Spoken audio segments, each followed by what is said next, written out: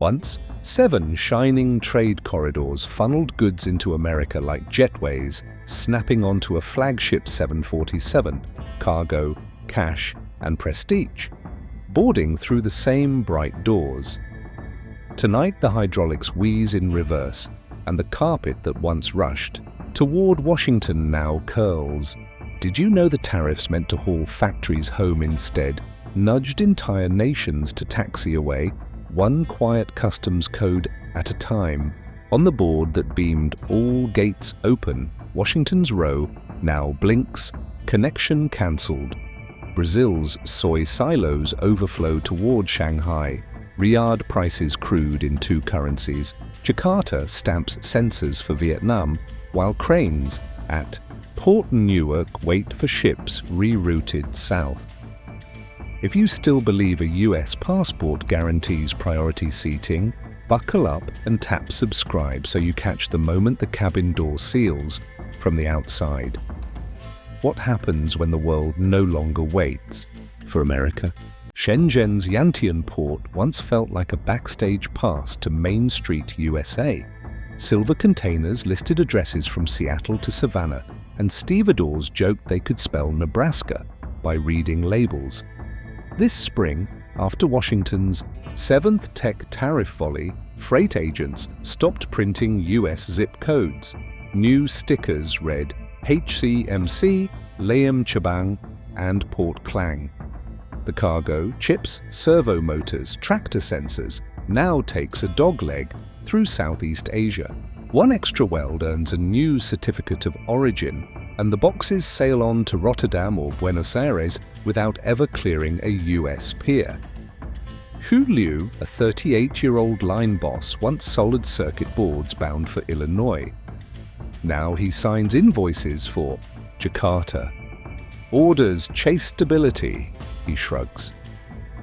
Half a world away in Peoria, maintenance foreman Jason Carter refreshes an empty inbox, waiting for sensors that no longer cross the Pacific. Fault codes blink on idle harvesters, evidence that the chain isn't broken, just redirected. Official stats record a 2-decade low in direct US imports from China, yet Panama Canal traffic barely dips. The gap hides in triangulation. Goods born in Guangdong, relabeled in Da Nang, insured in Singapore, invoiced in euros, then resold to Ohio at a tariff premium. Policymakers cheer the headline. Dependence on China falls. Wall Street compares invoices and shakes its head. Midnight proves the point. Yantian's cranes still glow like a stadium. The only code missing is US. Beijing didn't throttle exports, it skipped a recipient. When some levies were eased in May, sailing schedules were already set. Ships don't turn for politics. They chase the fastest unload, and ideology is the slow lane. So the paradox is complete. Tariffs meant to shorten supply lines stretched them into labyrinths run by new tollkeepers. If a chain moves on while you're still negotiating, are you shaping the deal or reading the fine print on someone else's manifest? Meanwhile, 5,000 miles west, at the port of Jeddah, a tanker's silhouette cleaves dawn haze as refinery flares burn under a rose-tinted sky. Officially, Saudi Arabia still invoices crude in US dollars, but beneath that polished exterior, Riyadh rewrote its trade ledger. Last spring, Aramco sealed a landmark deal. Half its Asian exports would be priced in yuan. Captain Mansour, whose hands once steered supertankers toward Houston and Corpus Christi, now charts a course straight to Shanghai. In Dhahran, Najla Al-Harbi, an accountant at a state-owned oil services firm, stares at her bonus breakdown.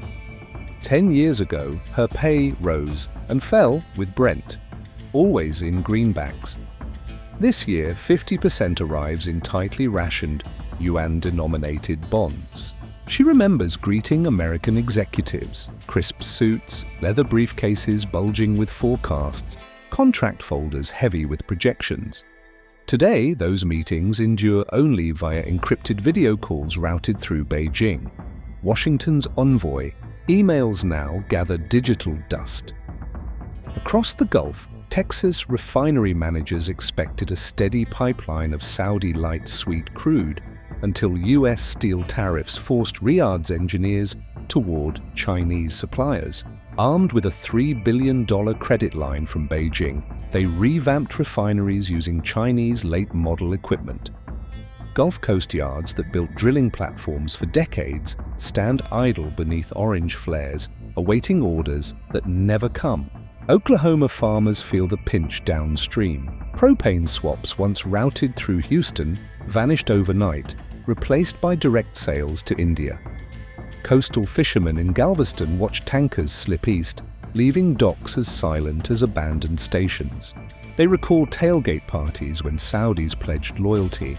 Now they reel in nets of uncertainty. The paradox is stark. Washington imposed levies to shield domestic yards and penalize the kingdom, but Riyadh answered by diversifying currency and supply chain. Serpentine pipelines still ferry black gold eastward, even as Texas rigs sigh in silent defeat. There was no formal declaration, only boardrooms quietly rotating passwords, currency terms, and contacts. Oil still flows, but greenbacks do not. US diplomats debate fresh sanctions, oblivious that every closed door around Riyadh simply rerouted traffic to Beijing. If loyalty demands a premium higher than a barrel's worth, who truly holds the leverage? Meanwhile, across the Indian Ocean, the Nhava Shiva port bustles under steely clouds, cranes swinging like indifferent sentinels. India still professes friendship with Washington, but its ledger tells another story. Last quarter, New Delhi launched a Rupee settlement window handling sanctions-mired Russian crude, Iranian fertilizers, and soon, if local think tanks prevail, even defense spares once sourced in Ohio. Tariffs on US steel stoked raw material hikes for Indian fabricators. In response, Delhi rewrote its invoicing protocols. In Mumbai, auto parts exporter Rajiv Mehra mails his latest shipment to Kentucky. A year ago, he'd bill in dollars. Today, he quotes in dirhams and baht, sidestepping US buyers who balk at tariff-inflated steel. He cradles a phone displaying live rupee to dollar rates, eyes flicking between a US customer's complaint and a new inquiry from Riyadh. He confides, "For me, stability pays more than loyalty. If a buyer can't clear customs without a maze of permits, I'll invoice whoever pays first."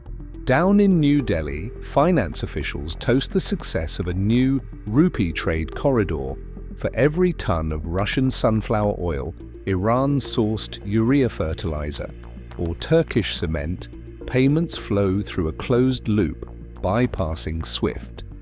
Meanwhile, US agribusinesses scratch their heads. Exports to India slipped to a 30-year low despite bilateral summits extolling partnership. American wheat that once filled Indian granaries now sells to Gulf refiners for rupees, then re-exported at a discount. Indian politicians tout self-reliance, but pragmatism drives markets. They'll buy where speed and cost align, not where speeches resonate. Rural Punjab felt the impact first.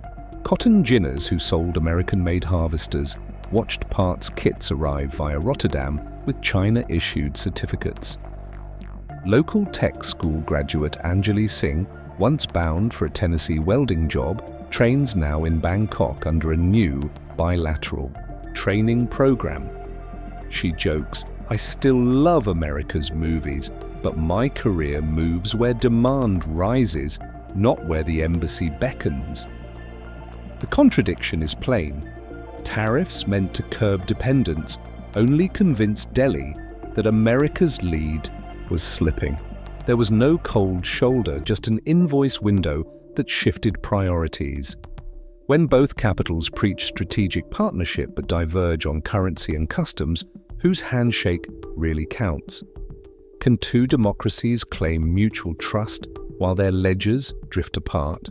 At sunrise in Mato Grosso, Luana Alves slides open her silo doors and steps back as golden soybeans pour down like dry river water. She's not waiting on a US buyer. Her 2025 harvest was already prepaid by China. A full 6 months before, planting Beijing secured millions of tons, locking in a premium and one condition: no US-linked ports. So downriver they go toward the newly expanded Vaca Brava terminal, financed in part by quiet Chinese investment. Panamax vessels line up under red cranes, skipping the long route through Houston, Baltimore, or Savannah. These are not emergency shipments. They are second chances, contracts once owned by Iowa and Nebraska, now reassigned without a word. Luana's brother Marcos, a trained agronomist from Iowa State, used to believe that education opened borders. Now he wonders aloud if his son should even study abroad. They don't buy from us anymore, they buy through us, or around us. The shift didn't come with a speech, no flags lowered, no boycotts declared. Just a series of policy missteps. In Washington, subsidies with strings, tariffs that changed twice in 1 year, trade offices defunded while rivals opened embassies.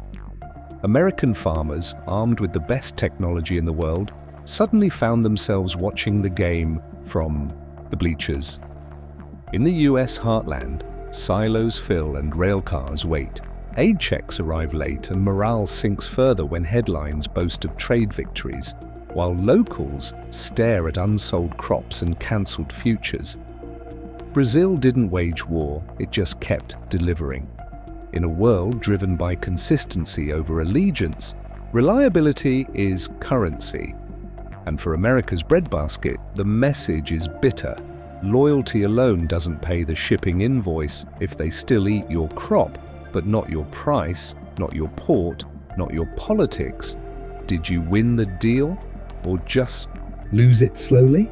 In Murmansk, beneath sheets of Arctic fog, an LNG tanker groans against its mooring lines. Its destination, Pakistan. Its payment, cleared through a mirror bank in Kazakhstan, invisible to US monitors. On paper, America has nearly erased Russia. From its trade rolls, exports down over 95% since 2021. But look closer and you'll see something stranger. Russia's shipments never stopped. They just stopped showing up on screens, Washington reads. Sanctions were meant to choke revenue, isolate Moscow, and cripple its long-term capacity. But instead of submission, they sparked improvisation. Russian oil now travels under flags of convenience, its trail blurred through a dozen jurisdictions. Laptops still arrive in St. Petersburg, assembled from foreign components routed via Armenia or Vietnam. Engineer Oksana Polyanina jokes bitterly, "My new motherboard took 2 weeks, 3 currencies, and 1 cousin in Almaty, but it works." US. Companies are out, but their products aren't. A Caterpillar engine arrives with Turkish paperwork. A Cisco router appears inside a Kazakh shipment of office supplies. It's not sanctioned evasion, it's sanctioned adaptation. And Russia's importers have become masters of the workaround. Each closed port simply redirected demand to another with looser rules and fewer questions. Meanwhile, US exporters lose access not just to Russia, but to the vast grey market ecosystem that once revolved around it. Small logistics firms from Houston to Baltimore that handled Eastern Bloc freight now sit idle, their clients rerouted, their pipelines dry. For every sanctioned ruble blocked, a dozen new workarounds were born, just not in English. Sanctions painted the borders, but trade found the cracks. Washington wanted pressure. Moscow built pressure valves, and through them now flow billions, quietly, legally elsewhere. If isolation sparks innovation and absence is replaced, did you cut them off or just cut yourself out? In the shadow of Sulawesi's volcanoes, Molten nickel pours from midnight furnaces, metal that once fed US steel mills.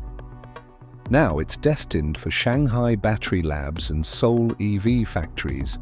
For years, Indonesia supplied America with one of the world's most critical minerals.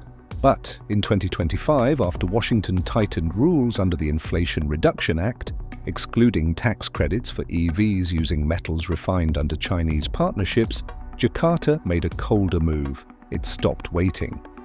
Rather than untangle US compliance, Indonesia doubled down on its biggest buyers. CATL secured a 10-year offtake agreement. Hyundai followed. Even Germany locked in supply from new smelters funded by Korean and Chinese capital. America, with its shifting definitions of friendly sourcing, was simply too complicated. Agus Santoso, a supervisor at a new smelter near Morowali, shrugs as he watches Korean inspectors walk the floor. Americans used to ask for changes, now Koreans just build the plant with us. Nickel exports didn't fall, they surged, but the destinations shifted, and with each new partnership, Jakarta adds conditions, value-added processing stays, in-country, profits are reinvested, and contracts come with no lectures on policy. US negotiators hoped critical mineral diplomacy would bring partners closer. Instead, the fine print sent them elsewhere. While Washington debated, others acted. If the world's richest resources don't wait for permission, only payment, who's really writing the rules? In Port Harcourt, diesel fumes drift across the docks as a floating storage unit loads sweet Bonnie Light crude onto a vessel bound for India. Not long ago, that oil would have headed straight for the US Gulf Coast. In 2025, America's share of Nigerian oil imports has fallen below 4%, the lowest in modern history. The wells still pump, the tankers still sail. But the destination has changed. Chidi Obi, an offshore engineer, used to host Chevron contractors weekly. Their absence now echoes in quiet conference rooms. His cousin, once in charge of visa processing for American oil staff, now freelances for European cybersecurity firms paid in euros. We didn't shut the door, Chidi says. They just stopped showing up. US steel tariffs delayed a critical pipeline expansion in the Niger Delta. Chinese mills filled the gap and asked for repayment not in dollars but in blended crude. Deals moved forward, minus the stars and stripes. Nigeria didn't sever ties with the US. It simply followed momentum. Where investment arrived quickly and rules stayed consistent, loyalty followed. And where contracts got stuck in Washington's bureaucracy, new flags took their place. If the cargo still flows, but the flag on the deal isn't yours, do you still call it influence? 7 nations didn't hold press conferences, they didn't burn flags or slam doors, they simply rerouted trade, trust, and terms. The ports stayed open, the contracts kept coming, just not for us. In 2025, America wasn't pushed out, it was outpaced. While Washington drew lines, others built bridges, faster, quieter, and with fewer conditions. The world didn't stop trading. It just stopped trading through us, and those corridors we once called ours, they still hum with activity. Only now the shipments pass under different flags and the rules are no longer ours to write. If power is about who others follow, is anyone still following? Drop a comment. Which lane should America fight to reopen first, and what would it take?